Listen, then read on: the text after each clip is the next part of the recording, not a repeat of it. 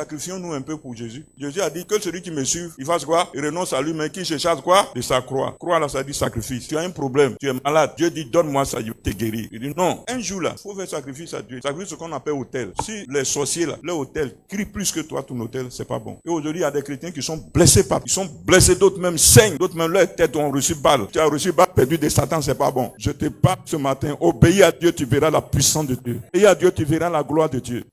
Dieu, c'est pas le naturel, c'est du surnaturel. Alléluia. Reprends la vie d'obéissance. La troisième chose, la proclamation de la parole de Dieu par Ézéchiel. Ézéchiel proclame la parole de Dieu. La prophétie, c'est proclamer ce que Dieu te dit. Dieu dit de bonnes choses sur ta vie. Proclame, parle. Vous savez, le langage négatif vient là où il y a la mort, là où il y a le désespoir. Mais le langage positif crée l'espoir, et là où il y a de l'espoir, il y a la vie. Les enfants d'Israël disaient, nous sommes perdus, nous sommes morts. Mais la parole de Dieu peut changer ta situation. Tu vois que la situation est difficile. Tu vois que personne ne peut t'aider. Tu vois que tout est fermé. Tu vois que c'est compliqué ce que tu dois faire. Proclame les bonnes paroles. Dis-moi là, même si les autres ne jouent, moi je réussirai. Quand la situation devient difficile, Dieu veut voir ton langage. Quel est ton langage? Les enfants d'Israël disent, nous sommes morts, nous sommes perdus. Ne dis pas que tu es perdu. Dis que tu réussiras. Dis que tu auras des enfants bénis. Dis que tu prospéreras. D'ailleurs même tu prospères. Dis que tu es guéri. Dis que par l'imberture de Christ tu es guéri. Dis que la vie en moi. Dis que je ne mourrai pas, je vivrai. Et je rencontrerai ce que Dieu a fait pour moi. Il faut que Jésus opère les miracles pour que tu aies un témoignage. Dieu veut que tu rendes témoignage. C'est pas les témoignages,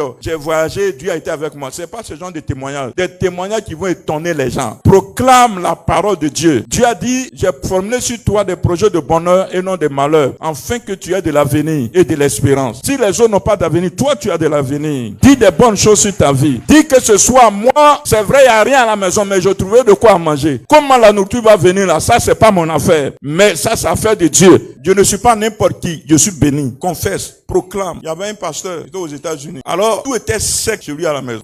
Vraiment c'est difficile, c'est difficile, c'est difficile. Et un jour, le Saint-Esprit dit, pourquoi toujours vous avez des langages négatifs? Il dit, Seigneur, pardonne. Aujourd'hui, Seigneur, merci parce que vraiment le frigo est plein. Oh, je vois des billets de banque. Seigneur, merci beaucoup. Je crois. Seigneur, tu es vivant. Dis à sa femme, le frigo est rempli. Ta femme dit, mais toi, depuis on n'a rien à mettre, toi tu parles de frigo, tu es vivant. Non, c'est rempli. Sa femme ouvre, elle voit rien. Elle dit, mais reste tranquille, tu vas voir. D'ici le soir, je bénis le Seigneur. La nourriture est dans la maison. Alléluia. Mais s'il y a quelque chose, puis tu auras fait quoi d'extraordinaire? C'est quand la situation est compliquée que tu dois démontrer à Dieu que tu comptes sur lui, oui ou non?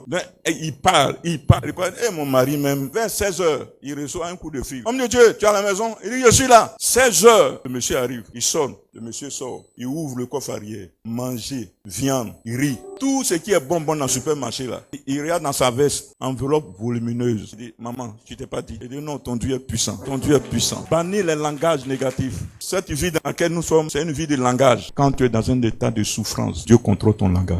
Veille sur ta langue, car la mort et la vie sont au pouvoir de la langue. Quiconque l'aime en mangera les fruits. Demandez d'abord pardon à Dieu. Tu as trop dit des choses négatives sur ta vie. Comment Dieu veut te bénir? Si toi tu dis des choses, dans le moment difficile, tu tiens des langages négatifs. Nous, on est venu accompagner les autres. C'est pas sûr que ce que je vais faire là, ça va marcher. C'est pas si. Moi, j'ai toujours lié. Dans ma famille, on est tous maudits. Délivrance là. Moi, j'ai trop péché. C'est pas sûr même que mes péchés soient pardonnés même. Un coup. Le sang de Jésus même n'est pas fort. Eh, frère, tu es déjà pardonné, tu es déjà sanctifié. Tu es déjà libéré. Le reste là, c'est ta parole. Ta bouche là, c'est ça qui est en train de te détruire.